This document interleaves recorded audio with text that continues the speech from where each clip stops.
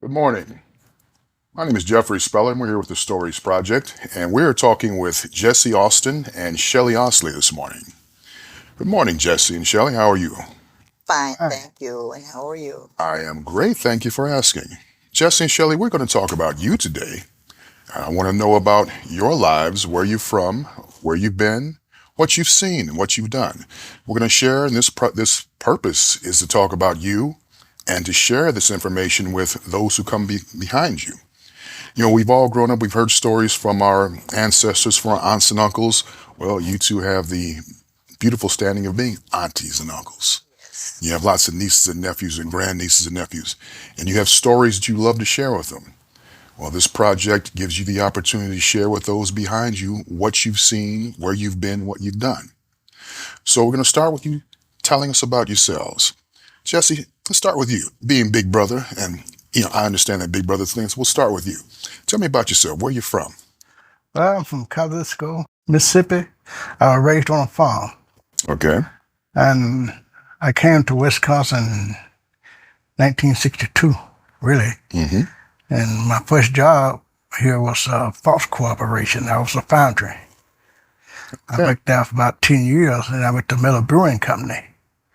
I worked there 20 years, and I retired from Miller Brewing Company. And, it's kind of a long story. I had other little jobs in between. Okay. But once I got laid off, you're laid off for a little while, but you find something else decent. Mm-hmm. And when it ended up on the end, I was at Miller Brewing Company. That's where I originally retired from, Mm-hmm. Miller Brewing. Well, Jesse, tell me, what made you make that journey from Mississippi to Well, Milwaukee? back in the day when I was in Mississippi, they didn't have no factories down there. Mm-hmm. You only had farm work. You work all the year. You plant some cotton and you hope you make some money at the end of the year, and you might not. Mm-hmm. And so I left on a kind of slack of work. I came looking for, more a job really. Mm-hmm. And after I moved here, I started work here. And fortunately, I was pretty lucky. I never was without a job after I got here. I would always have a job doing something.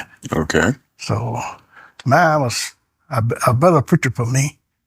Wow. That's awesome. Graduating. Graduated from Tipton Street High School. That was the name of it. Then I was driving a bus. I was a young kid, but if you had a license and was able to drive, you could drive and go to school. So that's what I did. After I got to high school, when I was from original grade school, they had they went up to the 8th grade, and then they eliminated all the grade school Mm-hmm. and put to the high school. And once I started the high school, I was fortunate enough to drive the school bus. Now, interesting thing about school back then, as we like to say, was you came up in the segregated South. Separated school. So back then, schools were I was separated. real separated when I left there. Of course, of course. So you were doing all this for basically an all-black school versus Right. an all-white school. So black only, white only. You grew up in that time that people look at the history books and they see these pictures of whites only, colors only, etc. You grew up in the midst of these times. So you had to navigate these type of signs, this type of feeling, and feel good about yourself. Right. Tell me how you felt during that time. What did you do each day to keep yourself going? How did you view Well, it? me, we had our own land. My Mm-hmm. father, he was able to produce his own land when I come along. Mm-hmm. In 41, he had bought up some land. So when you lived on your own land, you didn't really have no problem. Mm-hmm. So we never had to deal with no other races or peoples, Mm-hmm. and they didn't bother you. Mm-hmm. Right in that little home, that town, they did. If you didn't live on their plantation, they didn't bother you. Mm-hmm. So I was fortunate enough to come up on our own land. Okay. Now, we talked about this before, but I want you to tell the folks about your family life. Brothers and sisters, mother and Well, father. my brothers and sisters, I had 7 sisters and 7 brothers. Mm-hmm. And like I say, me and Shirley, there's only 2 left out of 14. Wow. So Now, I'm from a large family as well. I'm number 2 of 11 children. So one of the main things people ask, us in a large family, where are you in the pecking order? Which number of the child? Which number of the 14 are you? What number is that? Baby. Oh, so I'm, you're I'm two. next to the, I'm next to she under me. I'm the second from the baby. Okay, so that makes you the baby. She's the baby. Okay, that says a lot about her. Just because I'm from a large family, I understand. But Yeah. but that's awesome. And growing up in a large family gives you a large group of supporters, people who are looking out for you. And as you grew up and looked out at the society around you, you had neighbors, you had friends, you had people that you played with, but you also had a family group right there that you played with. Tell people about your life there, who you played with, who your friends were, who you looked up to, who mentored you. Well, me considered as a friend. I never was the type of person that had a lot of friends. I'm friend with everybody. I mean, I like everybody. It's just something that I guess the good Lord give me. So I don't dislike anyone. I don't care what color they is or who they are. But we all in that community, we laugh and talk together. I would celebrate with anybody in that community. So I had cousins that we laugh and talk together and play together like that, But just down to just say, this is my friend right here. It's never been like that with me. Okay. Now, daily life before you left Mississippi, what was a day like for you? When you got up in the morning to when you went to bed at night, what was your day like? Well, in that time, I enjoyed it. I was happy with it, I guess because, like I said, because the way we live, the way I didn't have to answer to no one but my parents, I enjoyed living there, I didn't have nothing against the state I left. Plowing. People and plowing a mule, that's when you get up in the morning, that's what you look forward to. That's what you had to do. And then during the winter months, you had to cut your firewood. You had your fireplace. You would go out there and cut firewood and stack it on the side. And in the winter, you had fire all the winter. Till a little later on, we finally got a blue tank in, and got a little heater in one room, living room, they would call it. And, besides that, in the fireplace, that's what my parents slept at. They kept that, they're going to keep the fireplace for them, It was enjoyable. See, I'm looking at the smile in your eyes and the sparkle as you look back and you remember those days, those childhood days. Yeah, I enjoyed those days. You're not talking about, I got up and I had to work hard.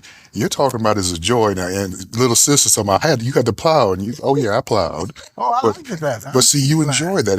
I look forward to it. The saying of you went from cane do to cane don't. Remember that saying? You got up in the morning, working, playing, working, doing things. You had responsibilities and chores. Well, I had good parents. They weren't hard on us. They were real nice. My daddy never hit me. But my mama gave me plenty of licks. Put it that way. I relate. I can relate. My father never spanked me, but my mother, I knew which way was up. Yeah. But it was love. Yeah. It was love. There's a difference between being beat and being spanked. Chastise is the word. Yes. And looking back, I'd say that most of those I deserved. Yeah. That was Say it with a smile.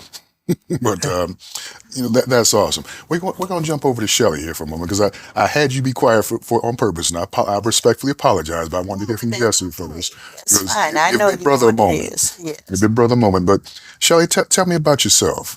Well, like he said, I'm the baby, and we grew up.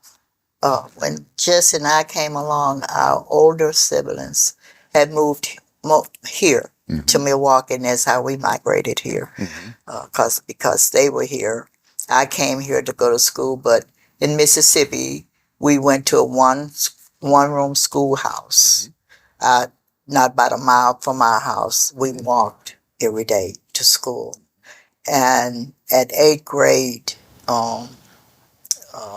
we finally got to Tipton Street High School, to where, like I say, he drove bus at 15. And that's where I graduated from, Tipton Street. And it was nice. We had Like he said, my father in 1947 was able to purchase 188 acres of land. That's what we was raised on. And he raised everything. Only thing we had to buy, my parents bought, was like flour and spices or whatever, stuff like that. But most of the stuff that we ate, and they knew how to preserve it during the winter and to summer, to spring, to where when she planted her garden. And we never were hungry. Of course not. We never was hungry. We had plenty to eat, plenty love. And that's where I thank my parents for today, our upbringing. Our upbringing, because my mom and dad was strict. Like it was seven girls. I was the baby, so like I said, a lot of them had left home when I grew up. But I remember my dad, the girls' bedroom was off from my dad's room and stuff. So you couldn't get to the girls' rooms without going by my dad's bedroom. Yes, yes. So that it was a lot of love in the family. A lot of love. Very strict, but on respect. We had to respect our elders. You keep using the term strict, and in the society today, when people hear the word strict, they think of restriction. They think of being held back. No. But I'm sorry, but just to finish this thought, you're talking about strict with love. With love. And that's what I see in your eyes. And I want you to elaborate on that a little bit. Talk about that strict love and how you felt with that. Yes, because when I say strict, my mom, it was all about respect. Yes. She wanted you to respect your elders. Even if they were wrong, don't talk back. You walk away. That's what she instilled in us. She always told us, you're not under nobody, but you're not over nobody, but you're not under anyone. Right. So stand your ground. And that's what that grew up in me. Shelley, I'm here to tell you that you're still standing your ground. Still do. Yes, ma'am. Because we were raised that way. I remember so well when, like you say, everything was segregated, and the whites used to come out in the country where we lived to get black children. Their parents would let make them go work to chop cotton, pick cotton, and all that kind of stuff. My dad never made us do that. We never had to do that.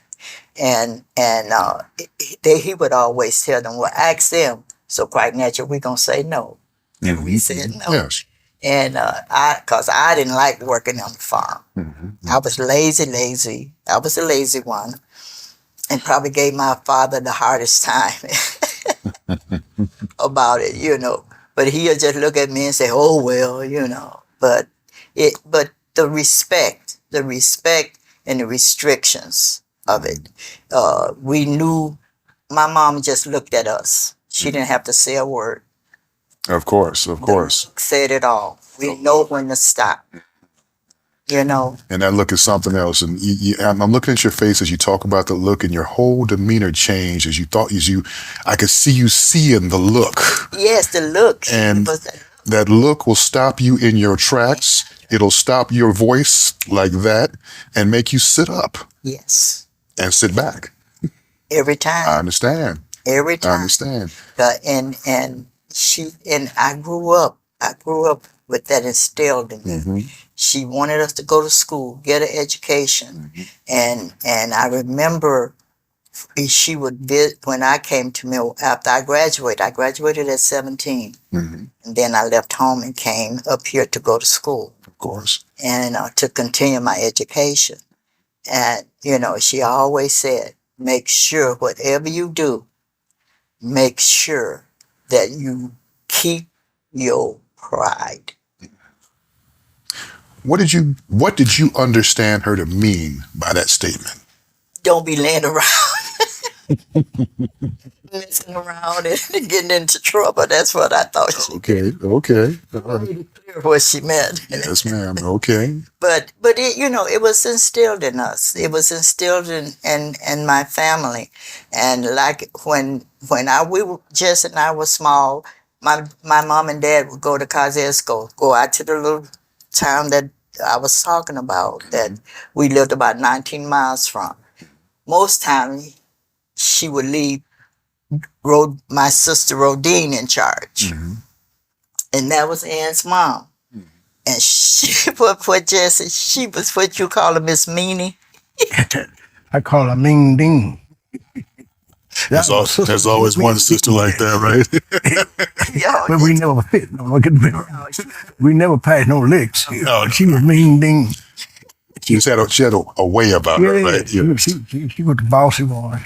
she was very bossy and stuff. But Mama knew who to leave in charge. Of course, When of course. would leave the house, she knew who to leave in charge.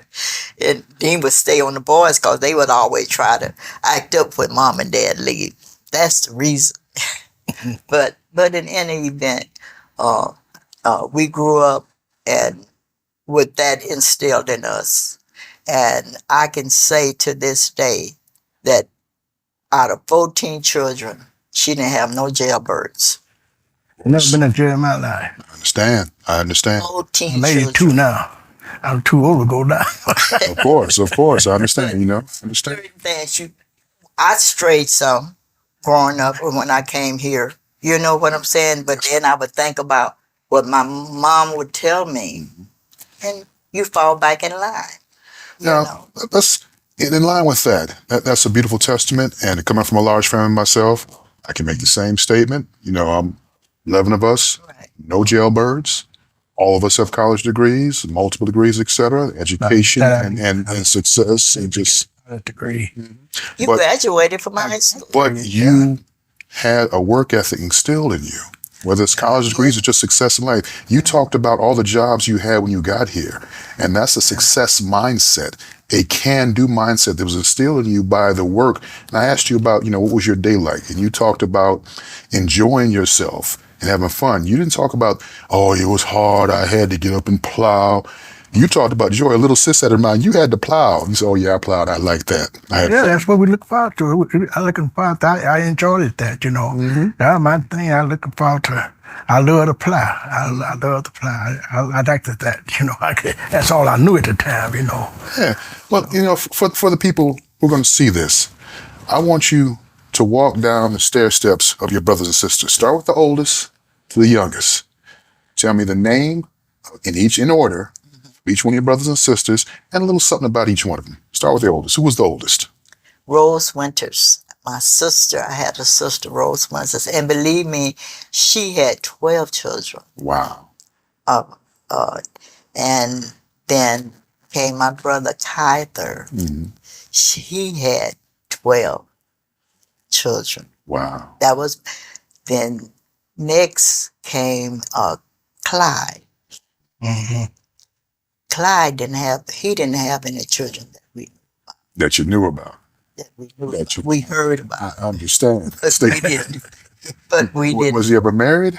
He got married. Yes, Okay. yes, he did. But as far as I know, there were no children. Okay. But you hear through the grapevine that there were children somewhere. Okay. And then next came Flora, my sister Flora. Early. Oh, Erlene, I'm sorry. I skipped. Yeah, Erlene. She got married. Down, and she had a son named Jose before She got married. That son, my parents raised. For the longest, I thought he was my brother because he and I is the same age. I'm a few months older Okay. than he is. But, And he actually, he was the last to leave home after the original of us had gone. He stayed with my parents. that was your nephew. That was my nephew. You thought he was your brother. Raised him as his son. You thought he was your brother for the longest. And he always told us if anything ever happened to him, he got the same thing we got, which which happened, after they passed. Okay. Okay.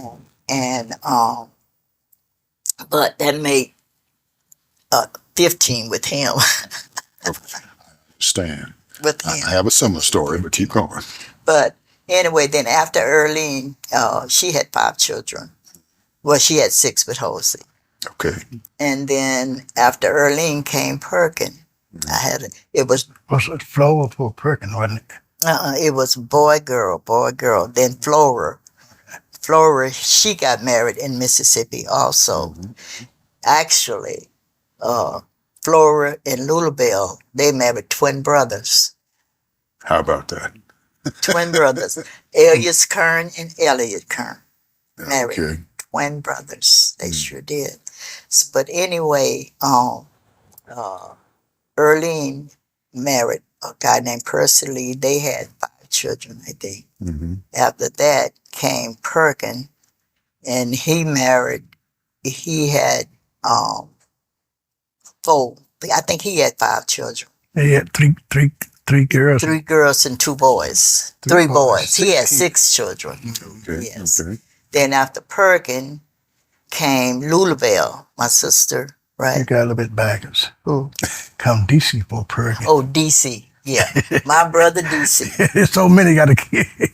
My brother DC. DC, DC worked at a foundry down. Yeah, they call it the Pass Foundry Foundry. in Cardesco. Cosesco. Then many black people worked there, but just a very few.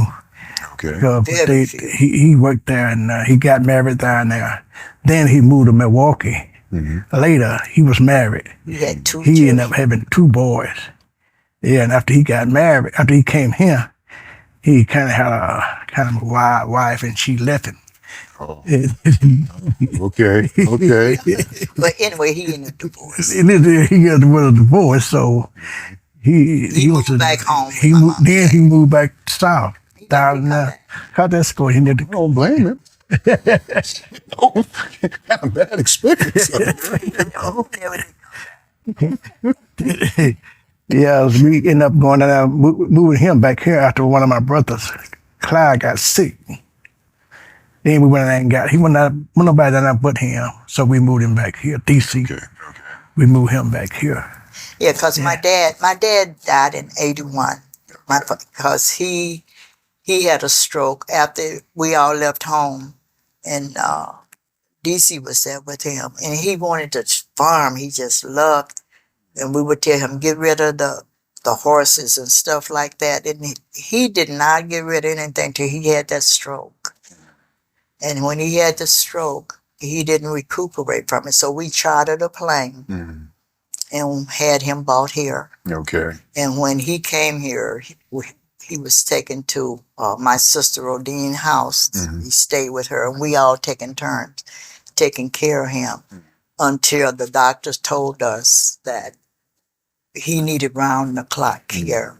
So we ended up putting him in a Sage nursing home, Okay. and that's where he passed.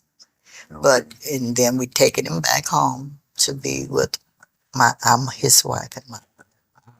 Understand. But now to get back to the sisters and brothers, because I'm drifting off. I understand. Then came, where was I? With DC. And then came,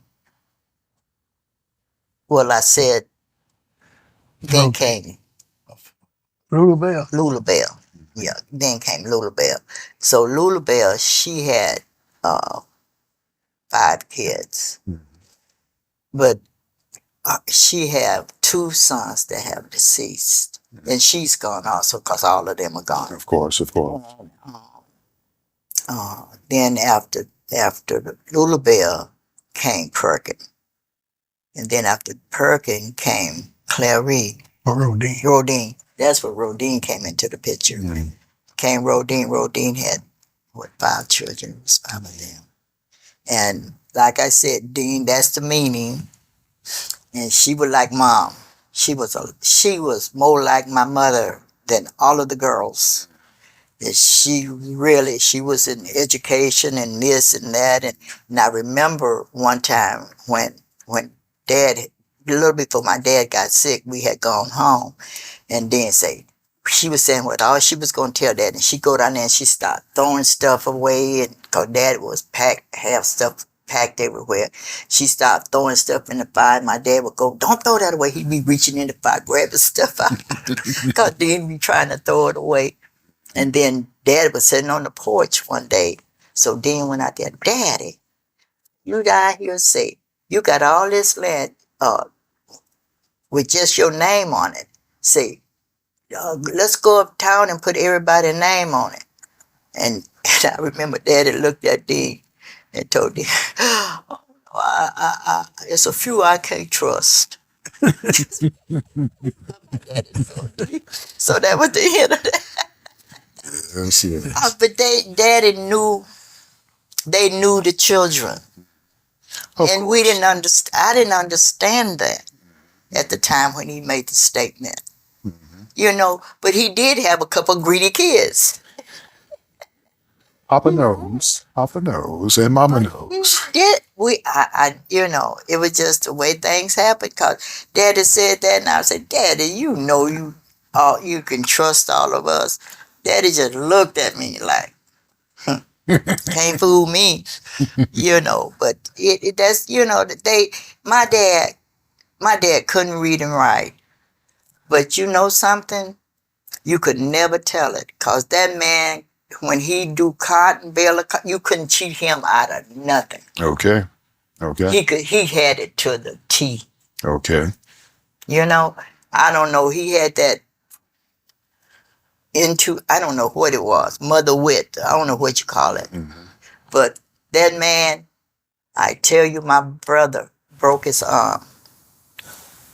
Never went to the doctor. My dad put that arm back, you know, where he could use it. Okay. This finger and this finger was cut off. Never went to, wasn't nothing hanging but the skin right here. I can make these fingers today. My dad, I don't know what he did, but he dressed them every day. And I can use my fingers today. Wow. And, you know, the boys, you get a toothache, he'll take you to some tree or something, get some kind of something and put it on that. You didn't have a toothache. What we call today homeopathic and natural medicine, but your father was well versed in the nature. We did not see a doctor for nothing. You get a real sore throat, they had some kind of stuff, they burn it, they blow it in your throat. He was, that man was something else. He was something else. Beautiful. And we never had to go to, he didn't take us to no doctor. He was the doctor. He had that about him. I don't know, it's too bad that none of us get it. I tell you, a young lady right down from us caught fire. Because of wash pots. We had wash pots. You put a fire under these big old black pots and put your white clothes in there and wash them. She caught a fire. Right to this day, she's living in Chicago. She was burned so bad, they put her in the hospital, they sent her home to die. My dad, his sister, they do what they call talk fire. Have you ever heard that before? Have you ever heard of that? I actually have. Okay, well, you know. A lot of people haven't heard of that. That girl that's living today, they taking turns all night till they talk the fire to that girl. My grandson, one of my grandsons, Hosey. and even Hosey, he had this big afro. It caught fire. It's not. He caught a fire at work. He caught on fire at work. His whole face was messed up. Face was messed up. See, his mother was, she could do that. She could talk fire. Erlene could talk fire. My sister, she talked the fire to him. You can't tell a day where he was burned. Can never tell where he was burned. My dad, they hauled pup wool. Because my dad, he provided. Like at Christmas time, we had Christmas tree, toys. They had bicycles. Way back in those days. Yes. And he was a good provider.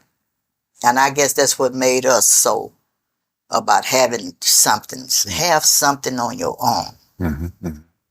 You know, have something that you can call your own. Awesome. and that's the way, that was the way we were raised, you See, know. and that's part of the love, the base of love that you raise. I'm looking at the pride in both of your eyes as you talk about this, and I'm watching you go back down this memory lane. And you haven't finished telling me about your brothers and sisters yet, because you haven't Oh, gotten that's into right. it. It's all right, we're gonna get there. But I'm I so love this easy. journey. No, I love this journey So because easy to get distracted. no, you're not distracted. You're actually doing what I want you to do. And I coming from a big family, I know when you start looking down and looking forward, you remember things. And this is Yes. what I want, because the people who are going to see this need to hear this. They need to hear about your brothers and sisters. This is part of who you are and who they are. And they need to hear these things. They need to hear about these ancient things, these mythical things, this talking fire. And folks will hear this and they're going to scratch their head, and they're going to go to the Googles and the internets and all these places and try to figure it out. And all these things aren't there for them to understand, but they do exist, and you've seen them. You've seen them happen. We lived And your demonstration from your left hand, your forefinger and thumb, the problem you had, and you have the digitation you're working, you're a living example here today. Yes. But things beyond what those who have come after us are going to understand and know, are going to see and hear in what you're sharing. And this is what we're doing here today. Yeah, and like I said, it's unfortunate that we didn't, Jess and I didn't pick up any of that, but that was our upbringing. That was our upbringing. So I left off at Louisville. And I used to call Ding. You left Oh, we left off at Ding the Meaning. Ding. And Edward Ding come the up Meaning. next. And then Edward. That was one brother that he was born with some problems and mental problems. And he started when he got grown.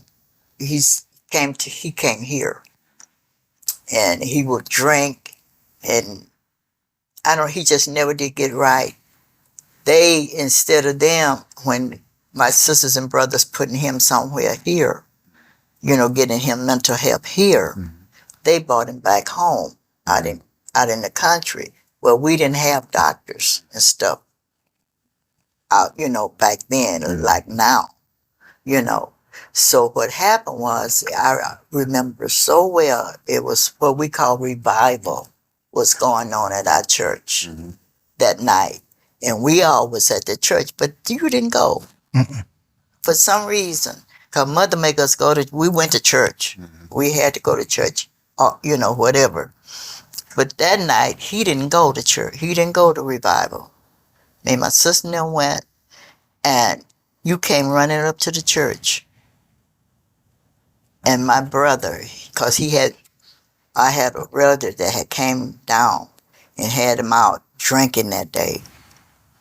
That wasn't your brother. That was AD. My first cousin. Yeah, my first cousin. Drinking. Had him drinking and drinking. And when he came home, he went back in that room and he shot himself. And he ran all the way to the church to let us know, and the whole church came down. And that's was a bad time. So you were at home when this happened? You were there and you heard this shot? We was out, yeah.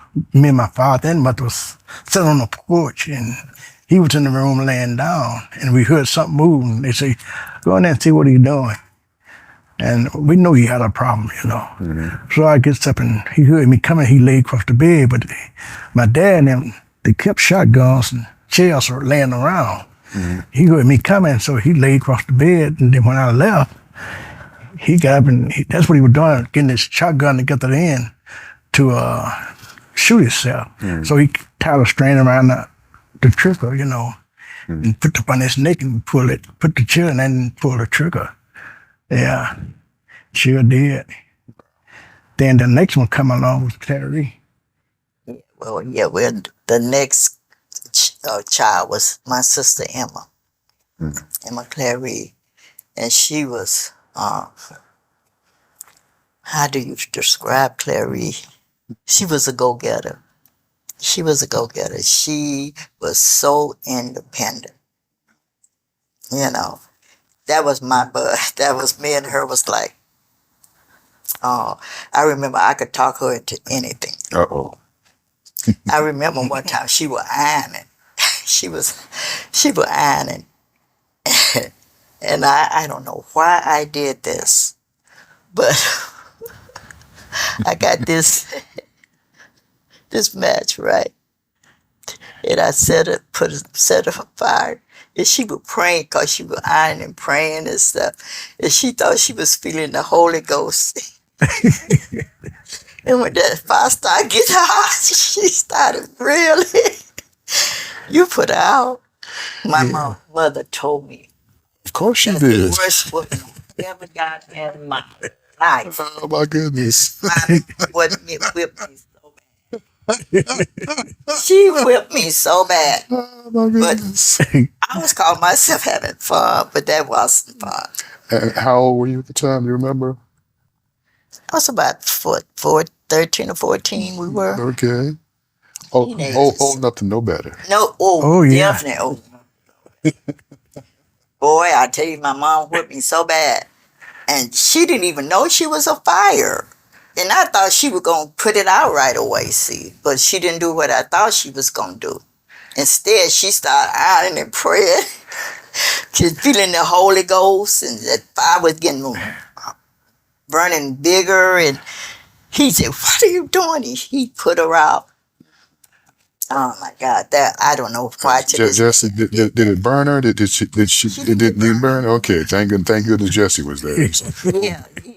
When she started feeling that Thanks to Shelley over here. to this day, I don't know why I did that. I really don't. That was so silly and dumb.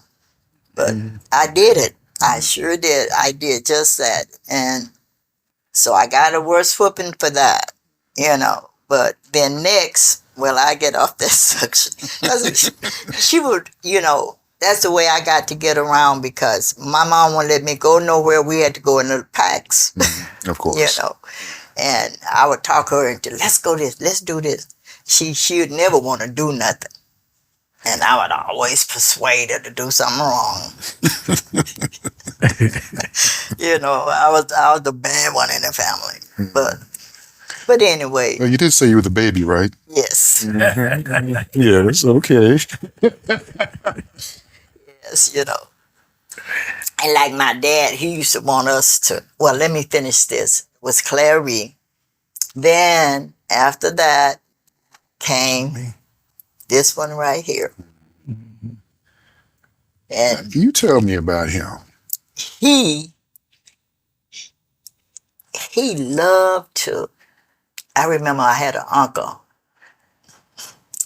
That man, he would take them young boys and go get them beer and stuff and get them drinking and stuff when they got older.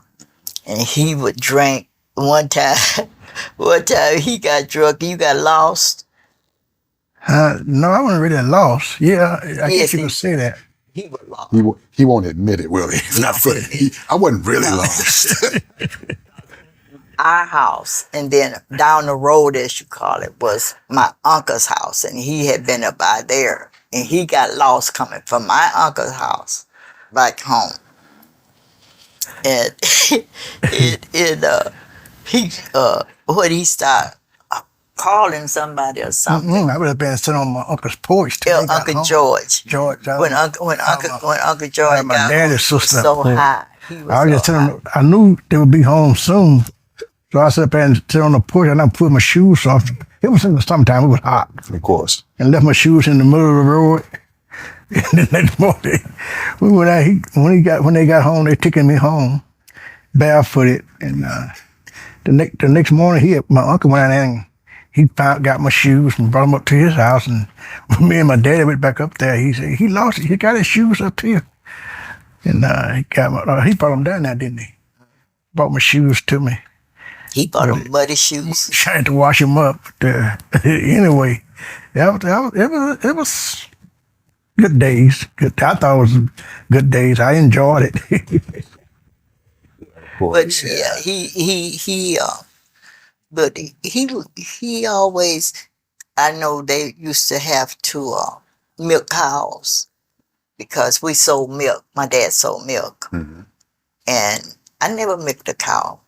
The girls didn't have to do all of that. The boys did. Hmm.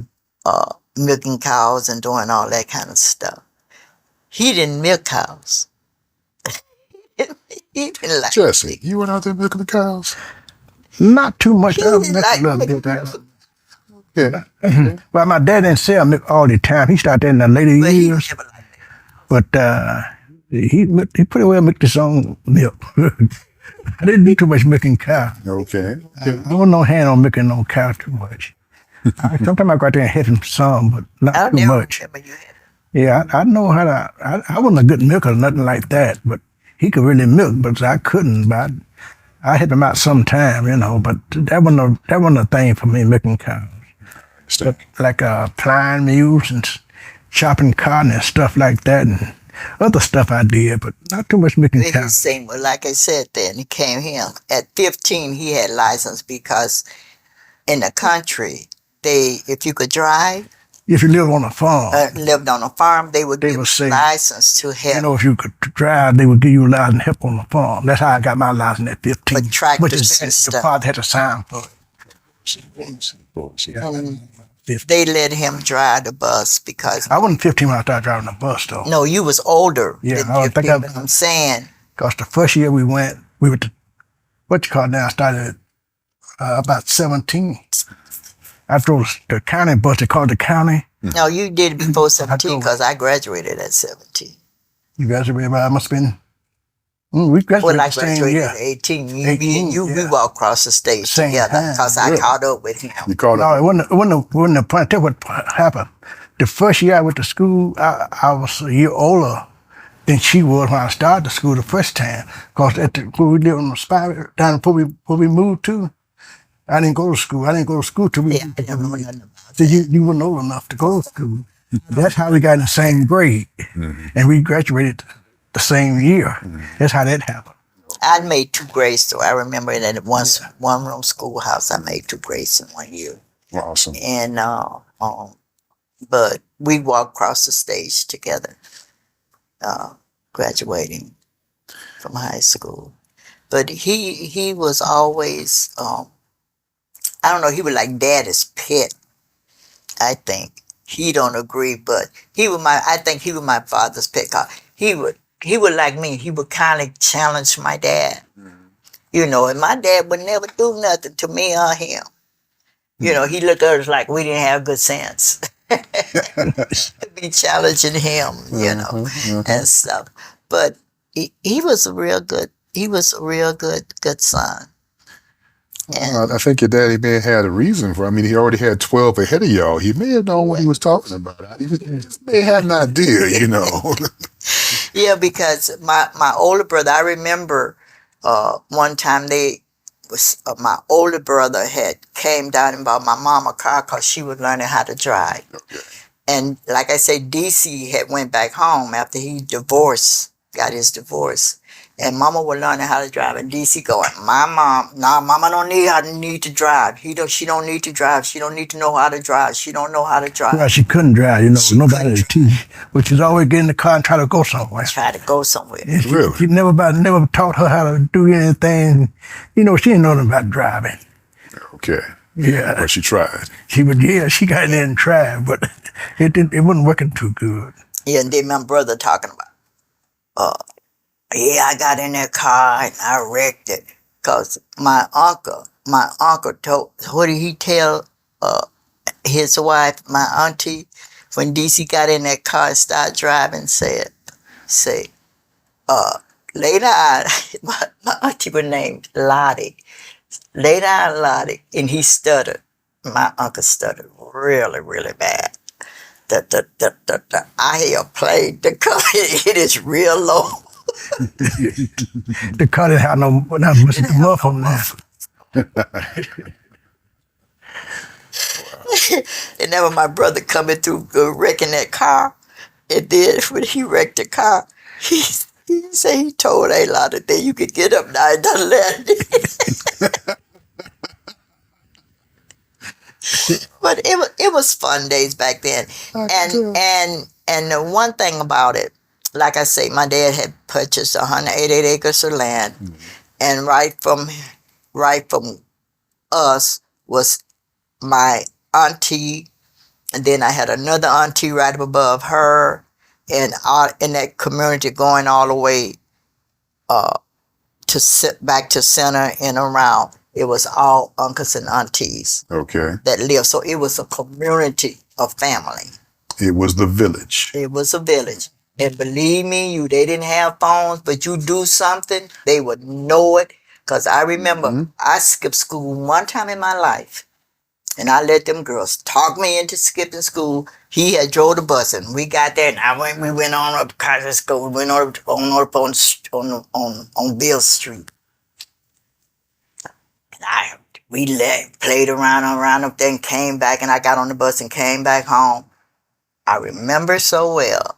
My mom, when I got off the bus, she was standing in the door with one hip on her hand on her hip. And you knew.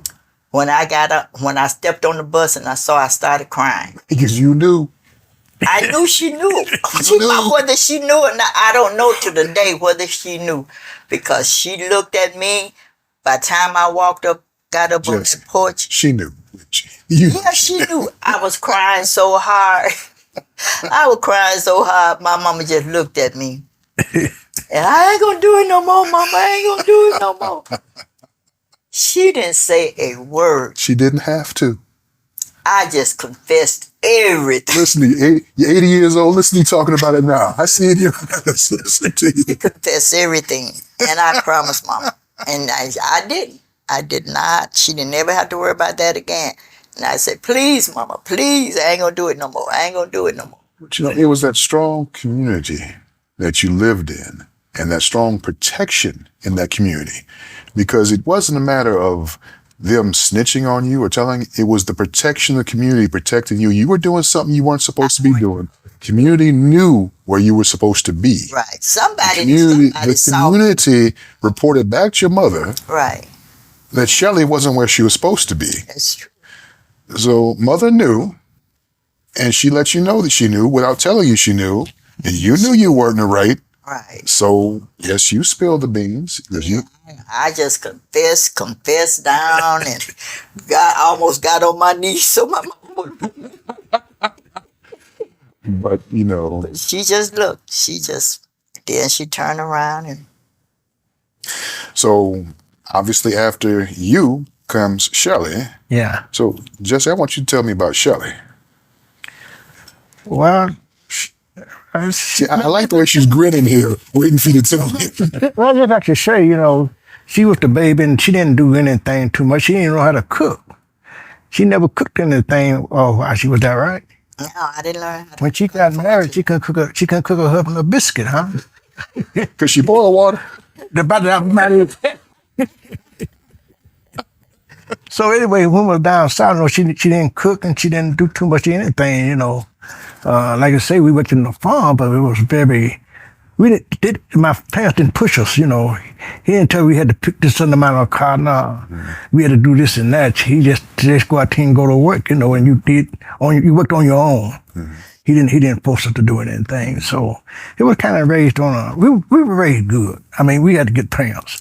It was some of them parents right now, I knew they was hard on their kids. They whipped them, beat them, made them work. When they didn't want to, they had to go work for other people, and they would collect the money. Yeah. And that's what I know that. And see, my parents never did that.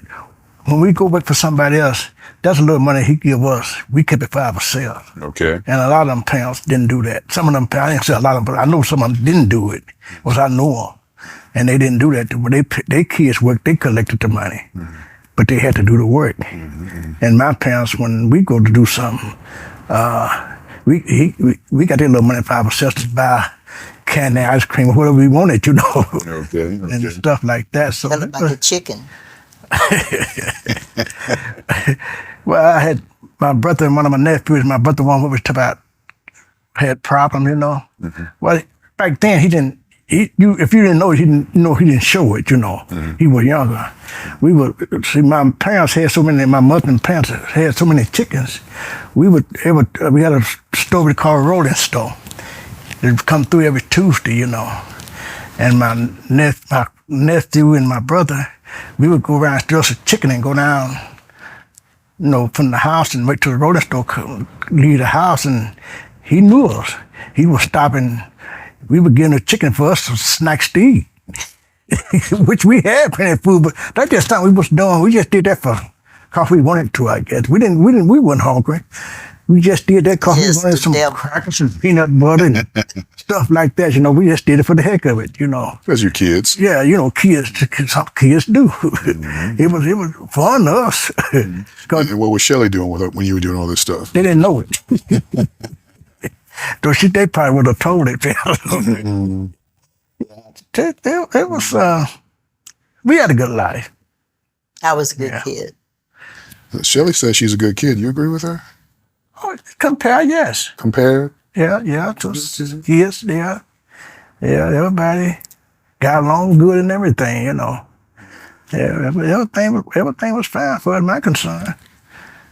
See, I understand, and I'm pushing you and prodding you, but coming from a large family, I do understand the root of what you're saying, and just the camaraderie, the partnership, the support you had for each other. And as you were going through the stair step of your brothers and sisters, I'm listening to each of you have stories about each of them and memories, and these are beautiful things that need to be shared. And I need you to bring those out. And I love the look on your faces as you were talking about them.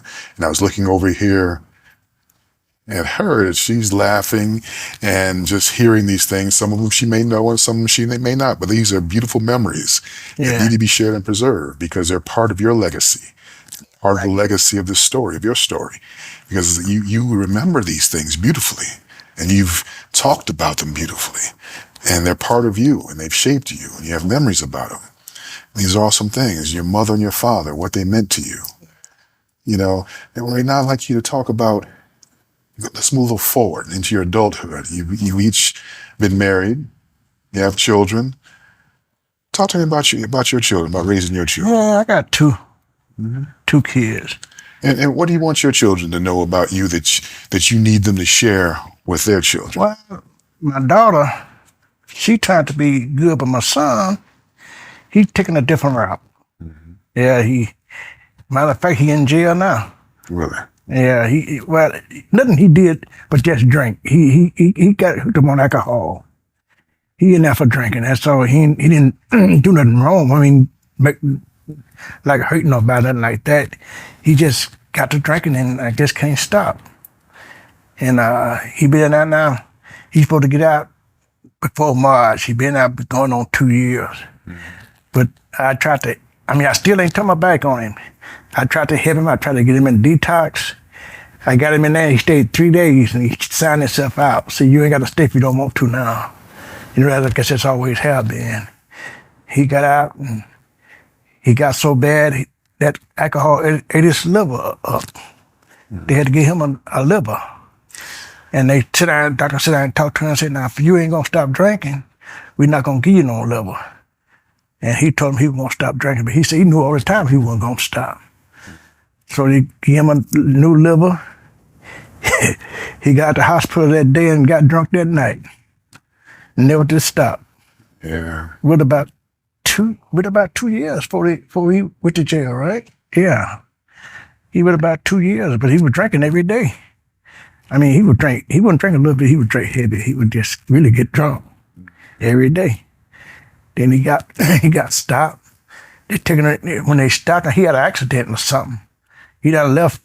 He was down in race. Down got first race scene. He had a little van. He done lost his license, but he was still driving. So he got out. He left on the way he was going. On the way he was lost. I think he done got lost. And he was in race scene. He had an accident and they got him. And he was so drunk. He said he remember them asking him, where's he at or something, and say that's the only thing he remember them asking him one question. And when he woke up, 3 days later, he was in the hospital in Racine. And he never did overcome. He in there now, but when he get out, I think he's going right back to drinking. But, I hear the pain in your voice. I also hear the love in your voice.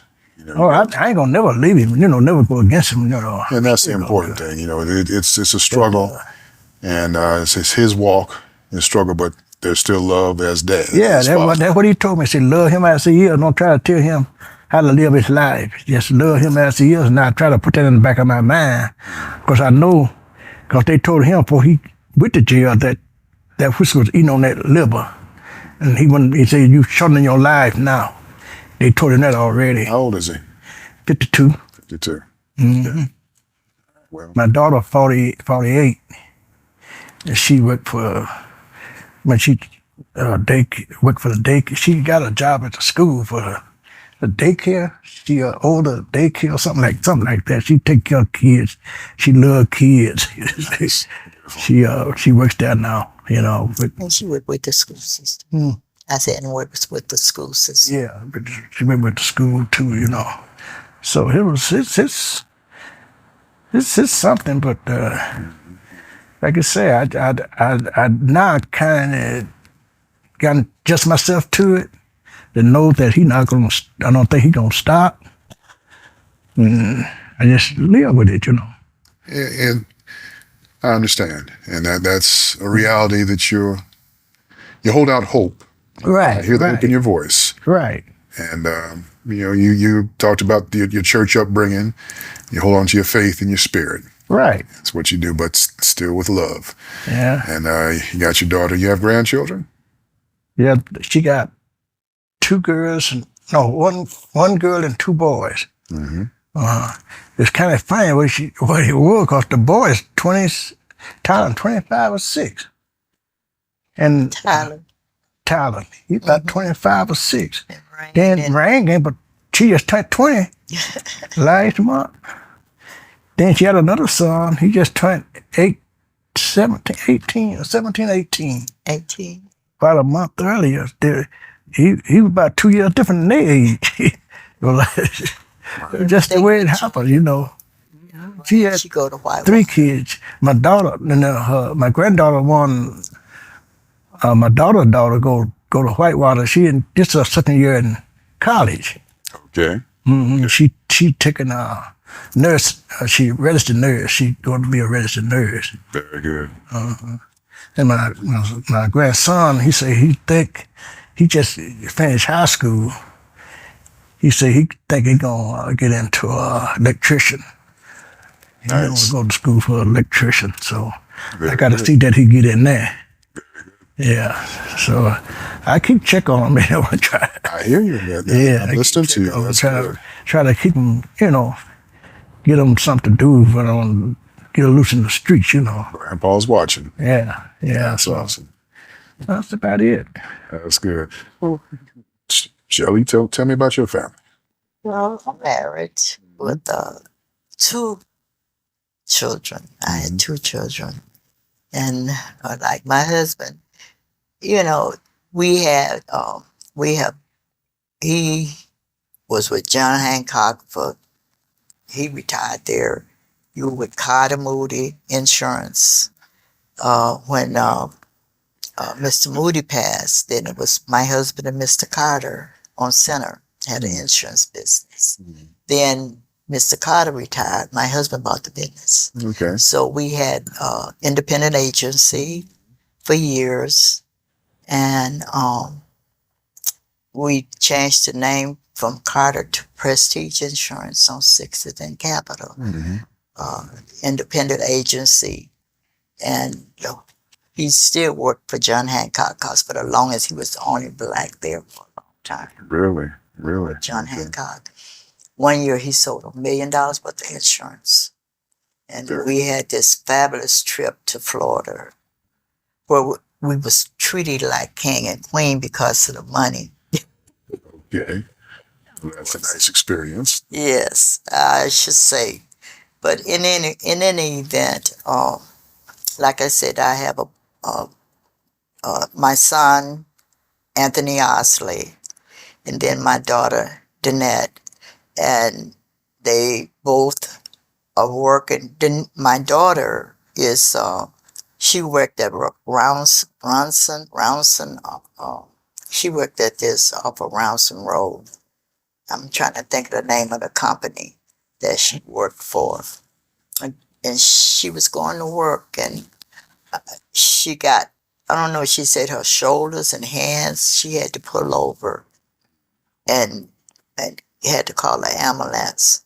So from that, she became disability. She's disability now. She has RSD. She has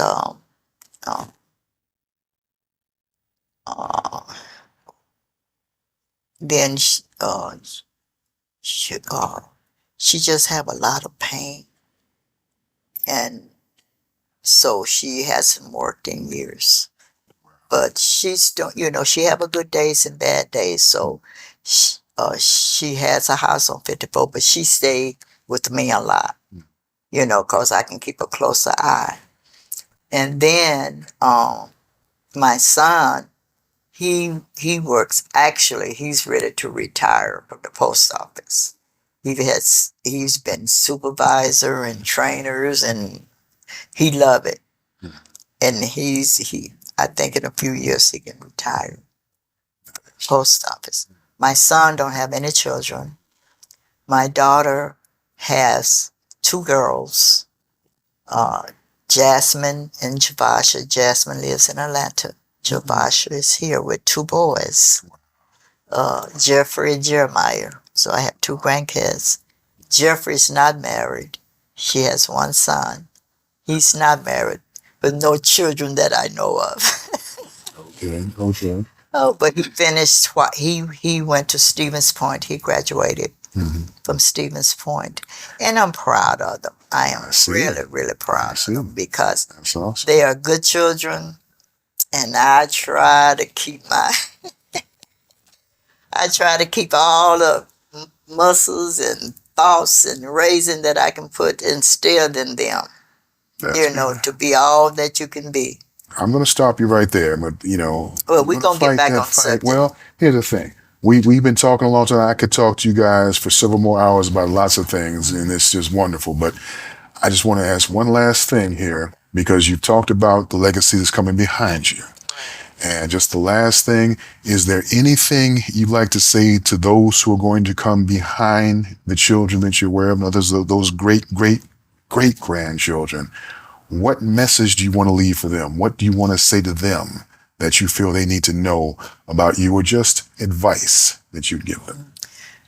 Well, me personally, all I want from them is just to stay strong and stay true to themselves.